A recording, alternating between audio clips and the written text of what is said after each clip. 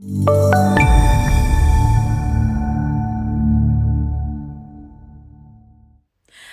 and welcome to Envision, the webinar series designed exclusively to support your learning journey through women in leadership. My name is Afua Hagan and today we'll be talking about building relationships. Now, I may be a leader in my field today, but I wasn't always the best journalist, broadcaster, presenter or anchor. I'm not saying I am the best now, but when I started out, I was shocking, like really bad. I wouldn't even watch myself on TV. Now, as time went on, I would like to think that I got much better, although I'm sure there are a few people on Twitter who would disagree with that. But there are two things I have always been, and that's black and female. That intersection has more than influenced the arc of my working life and has very much affected the way in which I build relationships within my industry. It's become so important as a black woman to build the right nurturing relationships. Gloria Steinem, the world-renowned feminist, journalist and activist, once explained, the story of women's struggle for equality belongs to no single feminist or to any one organisation, but to the collective efforts of all who care about human rights. And in the words of Hillary Clinton, human rights are women's rights and women's rights are human rights. Let us not forget that amongst those rights are the right to speak freely and the right to be heard. No, those are two great quotes, but I would like to put to you how many women out there, first of all, feel that they can speak freely in the workplace, and second of all, feel that they are heard. Now, I know I've just said in the workplace, but that may not be everyone's reality right now. I'm at home in front of my bookcase, as I have been for 18 months. Loads of us were forced to work from home by the pandemic, and working patterns have changed for a lot of us. Now, some of you may be watching this on the sofa, in your home office, at your kitchen table, in a shared workspace or back in the office. Now, at first there was an element of novelty to working at home, I think. Who didn't have a sneaky lie-in at least once or stream a bit of Netflix during lunch? But when the novelty wore off, it seems that women have borne the brunt of a bad deal when it comes to employment and, of course, the COVID-19 pandemic. At the beginning of the pandemic, I'm sure a lot of us felt we were just glad to still have a job when so many people were being furloughed and made redundant. And even though sometimes it feels impossible, we were happy to just keep the money coming in at this crucial time. And I think a lot of women are especially afraid to say that now we are ready to move on. We're ready to start thinking about our careers again.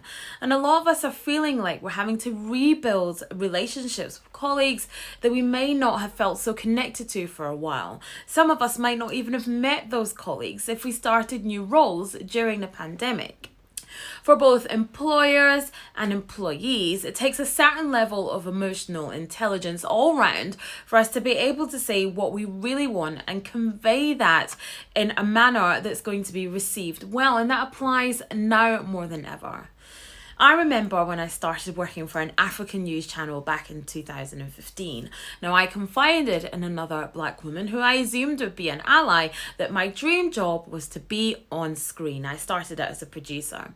And she said to me, "You are way too dark, and they will never put someone as dark as you on screen. This is an African news channel." I remember feeling so shocked that someone of the same complexion as me could say this. Now, this could have easily gone two ways. I could have risen to that stereotype of the angry black woman and screamed in her face, but I chose not to because I knew I have to work with this woman for goodness knows how long. So I calmly said to her, "That may be your story, but it's not going to be mine." And doing that was so powerful for me in two ways. First of all, it completely diffused the situation and it allowed us to continue working together, which we did for another 7 years. Now we are really close friends. I had to display that emotional intelligence through my shock and anger to react proportionately and keep working with her. It also spurred me on massively to aim high, and I certainly proved her wrong. Now, when she sees me on BBC, ITV, CNN or Al Jazeera, she has to swallow her words, and I can't lie, that feels amazing. It also gave me the chance to educate her on why what she said was wrong. Now, in the workplace, it's really important for us to raise awareness against bias, and that takes building relationships and takes emotional intelligence. Now, have you ever called someone out over out and out racism? Have you ever pulled someone up over a slightly dodgy remark that's sexist, like women drivers not being able to park? That might be deemed as slightly offensive. Now, the former, out and out racism and something that's overt, perhaps the use of the N-word, is much easier to call out. That's something that's just mildly offensive. That's easier to condemn. But subtle hints of racism and sexism that we perhaps would let go are just as damaging if they're happening. We have to be able to call them out.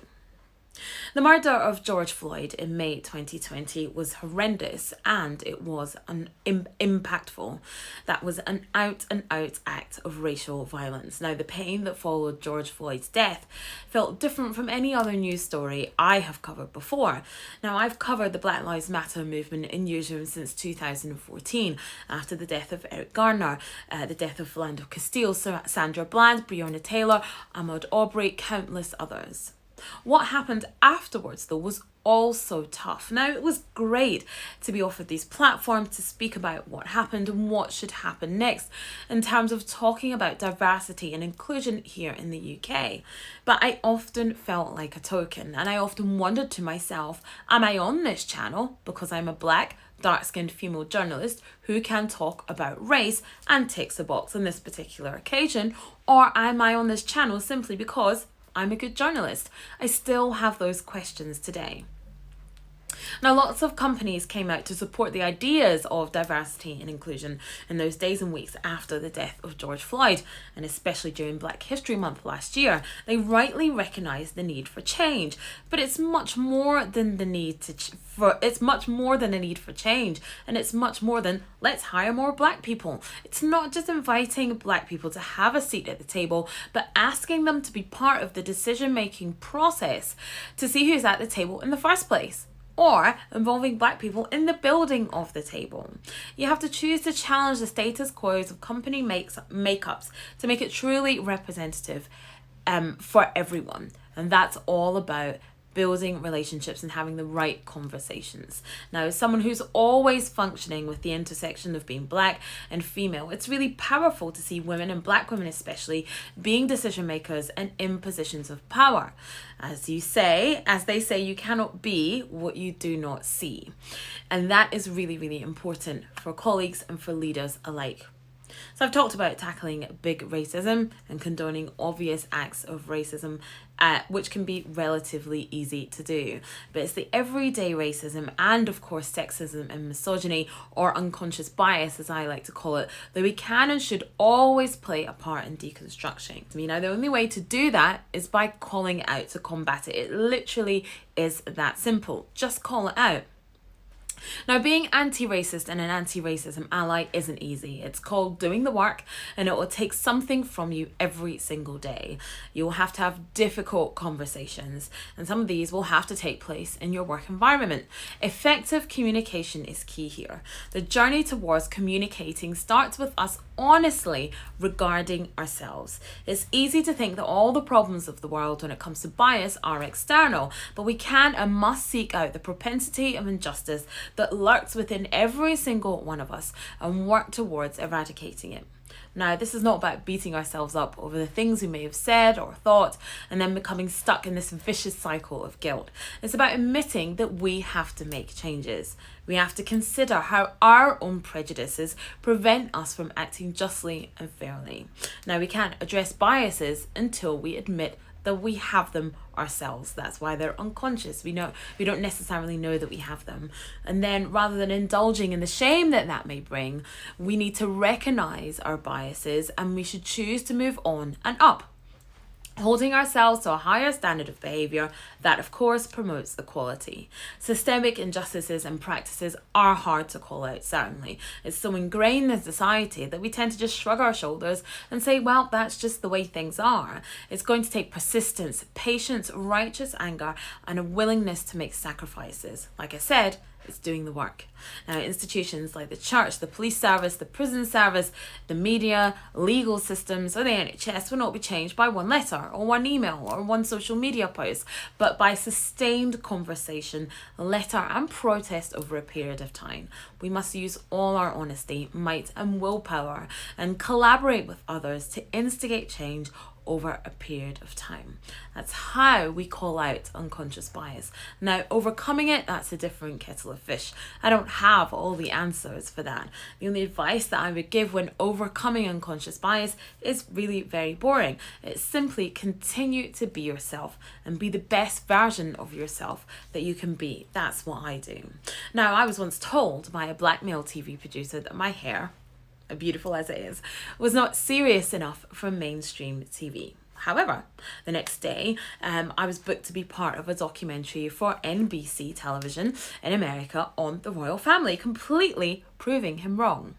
Now, I've been told by major broadcasters in this apparent post-Black Lives Matter era that I've been overused on their channels when they have the same white male faces on every week. So I simply stopped making myself available to them and went to others. Now, this kind of unconscious bias is rife. Not understanding black women's hair, saying that black people have been overused on TV. And those who perpetuate that probably don't even know why it's so wrong. Now, this is where we need to encourage other people to do the work. You call it out and then you encourage them to unpack the reasons why they view the world consistently through this white and often male gaze. And that's what leads them to have these attitudes. That's how you overcome unconscious bias, I think, along with working hard, having a great attitude and finding joy in everything that you do. All those things will prove to others you're just as good, if not better than them. Keep going simply for you despite all these challenges. Now, in my industry, in the media industry, I think one of the most common misconceptions, and it's something that I hear every day, especially from younger women coming into the industry, is that women don't help other women, that there's so much competition. As Madeleine Albright famously said when introducing Hillary Clinton back in 2016, she said, "There's a special place in hell for women who don't help each other." And I thoroughly agree. I think we've all taken that to heart. Now, I've been recommended for jobs in panels such as judging the Royal Television Society Awards thanks to broadcaster Charlene White. My first appearance on Good Morning Britain back in 2018 was thanks to one of my best friends, Karen Chambers, who was a producer on that show. Women help other women all the time. I think there's a huge conception about women in leadership that we're very competitive and that we're emotional about conflict also. In fact, I think that's not always the case. And let's remember, men can be just as emotional as us, if not more so. Now, in my industry as a black woman, initially there is a real sense of competition and a real sense that you can't necessarily be your authentic self and you can't show emotions because, like I said earlier, you might be chalked up as the angry black woman. And there's also a sense that we worry about our positions because we don't think they're permanent, because there's not very many other dark-skinned black women out there like myself on TV, and you think to yourself, look, I have to be the only one. There aren't that many opportunities around, so let me hold on to this position by the skin of my teeth and by my fingernails. Now, I don't think that's the case so much now. I think that was the case perhaps 10 or 15 years ago, but things are much better now. Now, instead of always having to be asked to the table, we've built our own, and that's been so powerful for women in the industry. So like I said, I think there's a misconception that women don't help other women, and I think that's not true. Now, for us to be able to truly collaborate and celebrate with other women, I think we've got to be able to celebrate ourselves and our achievements first. Now, so much has been lauded about the MVP, most valuable player, and of course I'm talking about Madam Vice President Kamala Harris. Now, in her acceptance speech as Madam Vice President-elect, she said, "I may be the first, but I won't be the last." Now, the glass ceiling that she has shattered is worth it, not only for her, but the women who will come behind her. Now, like I said, Harris's achievements were widely celebrated. Everyone was talking about it on social media, and rightly so. She's the first Black American to run for vice president on a major party ticket and win, in addition to being the first Asian American and the first woman of color to run for vice president or president and win, and the first Black American to serve as vice president. Now, I was so happy to be one of the many voices on TV, radio, and social media congratulating Madam Vice President Kamala Harris on her achievements. But I think especially we as British people can be shy about celebrating our own achievements. We'll do it for others instead of for ourselves. And like I said, unless we celebrate ourselves, we can't celebrate others. So that got me thinking about my own list of achievement and my own list of firsts. So I'm the first female in my generation of my family to be born in Scotland. I'm the first woman in my family to get a first in my degree, so 2 firsts there. I'm the first female journalist in my family, and surprisingly, I'm the first Black woman to edit Black Hair Magazine, a magazine aimed at Black women that before I got there was going for 13 years without a single Black woman on staff. I know, but I was super proud of that. Okay, so these aren't quite presidential level achievements, but they're definitely things to be proud of. Now, this is a good time to think about your own first. Have a think about things that you are proud of. If we don't think about our own personal journeys and celebrate our own firsts, the glass ceilings that we have shattered, there's many things that we've been the first people at doing. How can we recognize another woman's achievements? By recognizing the challenges that we may have, that makes us more sympathetic to other women. And that's really, really, really valuable. It makes us better leaders. We're able to empathize with our workforce and manage conflict more effectively. Being proud of how far you have come can give you the energy boost that you need to keep going. My humble beginnings always give me the energy I need to keep on keeping on. So celebrate your first, celebrate yourself, and that helps you celebrate other women. And I think that is so valuable, and also completely shatters those misconceptions that women don't help other women and we're constantly in competition. That's not the case. Now, this is the part in the webinar where I impart my final parting wisdom to you all. What advice would I give to female leaders? Well, I like to think of it as the 5 C's, and they are confidence, connection, challenge, cheer, and couch. Yes, I said couch. Okay, the first of this, confidence. A really easy one, I think. Be confident in your role and why you have it. Be confident in what you're doing. Be confident in the position of leadership that you are in. You are there for a reason. Never doubt yourself and always put your best foot forward. Imposter syndrome can be real, but we need to banish that out. Banish those voices. You are where you're supposed to be.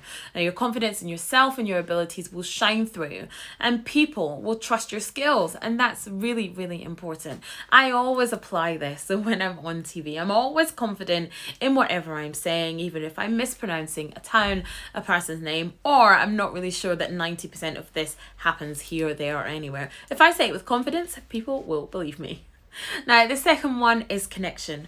Always make the effort to have a great connection with people. That can be really, really easy. Ask them about their day, what they watched on TV last night, what podcasts they're listening to, have they read a good book. Find out their likes and dislikes and find common ground. Makes it a whole lot easier to manage people, and also to get those people that you manage to open up to you when something is wrong or they have any issues.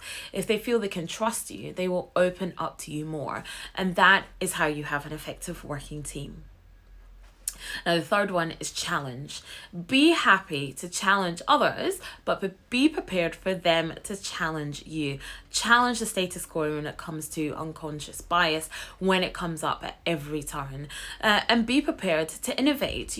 Challenging yourself, challenging other people, challenging your workplace and your situation brings about innovation. And that is a great thing. Be open to challenge and be open to people innovating as well, because of course it works both ways. The fourth one is cheer. Smile. Be positive at work if you can. We know that every day is not a good day. Some days we're up for it and some days, frankly, we are not. But try and stay positive and this becomes infectious. Happy people love working with happy people. And the fifth one is couch. Exhale. Rest. Take couch time when you need it. Flop on that sofa and relax. Make sure that your work-life balance is the way it should be and it's not skewed in one way or the other.